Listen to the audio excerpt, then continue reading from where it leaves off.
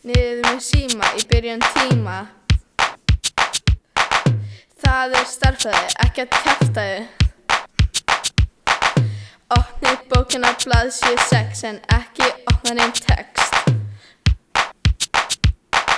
Hún var í síma í miðjum tíma. Foreldrar hennar voru að hringja í hana því þau voru nýbúin að hitta Dana.